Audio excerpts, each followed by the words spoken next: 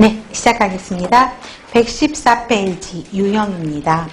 자, 예산이 유형인데요. 자, 2번 운영예산 봐보세요. 자, 운영예산이 이제 두 번째로 큰 영역이다라고 이야기했습니다. 자, 가장 큰 영역은 인력예산이에요. 근데 인력예산은 운영예산에 속합니다. 자, 특히 아까 어디 있을까요? 115페이지에 비읍번 봐보시면 단위를 운영하는 데 필요한 인건비 이게 있죠. 인건비도 사실은 운영예산이거든요. 근데 인건비, 이 인력에 들어가는 비용이 너무 크기 때문에 그죠? 인력예산을 1번으로 뺀 것이에요. 자, 그러면 운영예산 보세요. 단위를 운영하는 예산이 운영예산이죠. 그래서 두 번째 답. 그 다음에 1년 단위 동그라미. 그래서 1년을 기준으로 예산을 정하게 되고요. 그 다음에 수간호사들이죠. 간호단위 관리자가 가장 많이 관여하는 예산이고요. 그 다음에 1년 이내, 가장 이 기본이 1년이죠. 그래서 1년 이내 소비되거나 사용할 서비스 또는 재화, 환자 간호에 직간접으로 사용되는 비용을 운영예산이라고 이야기합니다. 그래서 자, 아까 비읍번 있었죠. 인건비, 공급품비, 세탁비, 수선보수 유지비, 교육 훈련비, 간접비 이런 게 다 들어가고요. 그래서 비읍 시업 별표하세요. 자, 예산에 그 예들이 문제로 나옵니다. 그래서 예를 주면서 이게 운영예산이냐, 인력예산이냐, 자본지출예산이냐 이렇게 물어봐요. 그래서 가장 대표적인 게 비읍번하고 시읍번이 들어가죠. 특히 물품은 당연히 운영예산이고요. 소형 장비요. 장비 중에 소형 장비는 운영예산, 부서유지비, 레크레이션비, 간호사 유니폼이죠. 제복비, 그 다음에 병동으로 델리버리 되는 도서들 있잖아요. 간행물비, 직원의 증진비 이런 것들이 전부 운영예산에 속합니다. 그 다음에 가장 중요한 게 인력예산이고 비중이 가장 높다 그랬었죠. 자, 구성원이 제공하는 노동력에 대한 비용이 인력예산이고요. 예산에서 가장 큰 비중을 차지합니다. 자, 우리 월급은 당연히 인력예산이고 휴가 병가 들어가도 월급 나오잖아요. 그래서 인력예산. 그래서 닉은 디귿, 리을 이거 기억하셔야 되겠죠. 그래서 휴가병가, 휴일, 초과근무시간, 오리엔테이션과 같은 교육시간과 관련된 것들도 보상이 돼야 되고요. 그 다음에 양적인 업무량 측정이죠. 오버타임이요. 그렇죠?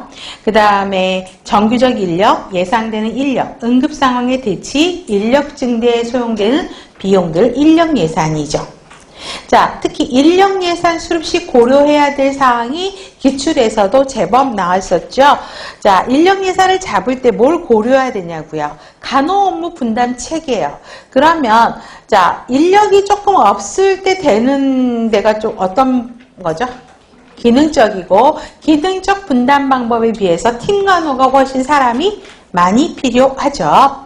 그 다음에 인력의 구성 비율, 간호사 대 조무사 비율이 어떻게 되느냐, 서비스의 수준, 전문 간호사가 있느냐, 그 다음에 치료시설의 사용률이 높으냐, 낮으냐, 치료시설의 사용률이 높으면 거기에 또 인력을 배치해야 되고 또 거기에 인력이 배치가 되면 급여가 발생이 되죠. 그 다음에 환자 점유율의 변화, 많이 환자들이 입원하느냐, 적게 입원하느냐, 중증도의 변화, 중증도가 많으면 인력이 많이 필요하죠. 일단 보시면 되겠고, 역할 기대의 변화, 새로운 부서나 기능의 추가, 휴가병가, 교육시간, 초과근무, 이직에 따른 여분 인력, 인력 모집 비용, 신규 오리엔테이션 비용 이런 것들을 다 고려해서 인력 예산을 짤 때 고려해야 될 내용들입니다. 그래서 더 알아보기 별표하시고요.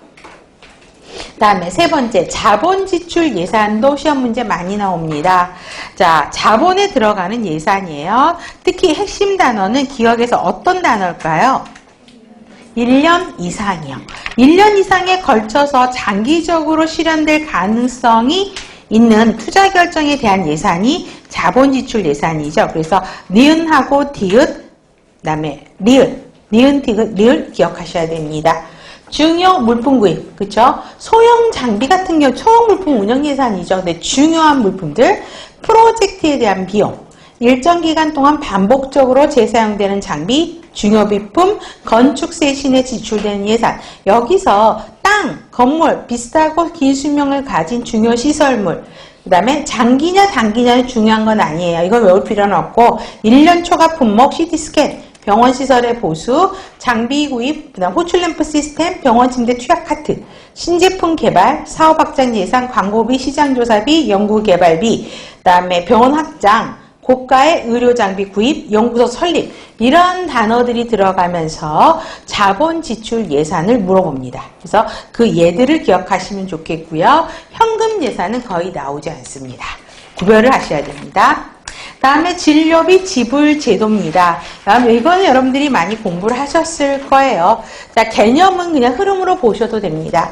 의료기관이 대상자에게 환자에게 제공한 서비스에 대해서 의료비를 정하는 방법이죠. 그래서 보수지불 방식을 진료비 지불 제도라고 이야기합니다. 자, 우리나라는 행위별 수가제를 하고 있죠. 그래서 행위별 수가제에 대한 정의, 이게 시험 문제 나왔었죠. 18년 5월 지방 문제였어요. 자, 그래서 항상 정의에 뭐가 나오냐면 기업법 러스트로 갑니다. 행위 하나하나랑 다 수가를 매기는 거죠. 그래서 진료 내용, 서비스에 따라서 행위, 진료 재료, 의약품별로 미리 정해진 각각의 항목당 가격을, 그쵸? 공급자에게 지불하는 방법, 이게 행위별 수가제죠. 그래서 의사들 같은 경우는 진찰하고 수술하고 교육하고 그 다음에 약도 처방을 하면 처방전이라고 해서 쓰잖아요. 그럼 처방료도 받거든요. 그래서 이러한 것들이죠. 자, 그래서 장점은 뭐예요? 충분한 양질의 의료 서비스를 제공할 수 있고요. 신의료기술, 신약이 나오면 어때요? 쓰고 돈 매기면 되잖아요. 기억할 수 있고 다양성을 반영돼 있어요. 의사들마다 하는 시술들이 다 틀리고 하기 때문에 의사들이 그 하는 거에 따라서 가격 다 매기면 되죠. 다양성이 반영될 수 있어서 수용성이 높다. 굉장히 의료진들이 좋아하는, 기관들이 좋아하는 것이 행위별 수가제입니다. 단점은 많은 진료를 제공하면 할수록 환자한테 돈을 많이 내는 거죠. 환자 입장에서는. 그렇기 때문에 병원의 수입은 늘어나요. 그렇지만 그래서 의료기관의 수입이 늘어나면서 과잉, 그러니까 병원의 수익을 올리기 위해서 일부러 바이탈 QA수로 해도 되는데 뭐 Q2 이렇게 낸다라는 거죠. 그래서 과잉 진료, 과잉 검사 등을 초래할 수 있다라는 단점이 있고요. 그러다 보니까 과잉 진료 하면 환자들은 돈 많이 내고요. 또 새로운 의료기술, 신의료기술을 적용하면 좋은데 이 신의료기술을 너무 많이 쓴단 말이에요. 그럼 환자 입장에서는 당연히 돈이 많아지죠. 국민의료비가 증가가 될 수 있죠. 또 이걸 굉장히 복잡해요. 그래서 수가구조의 복잡성으로 청구 오류, 허위, 부당 청구들이 나타날 수 있다라는 거죠. 제가 미스 때면은 언제지? 한 90년대 초중반일 거예요. 이제 제가 일하는 병원이 오픈 준비를 하고 있어서 입원을 못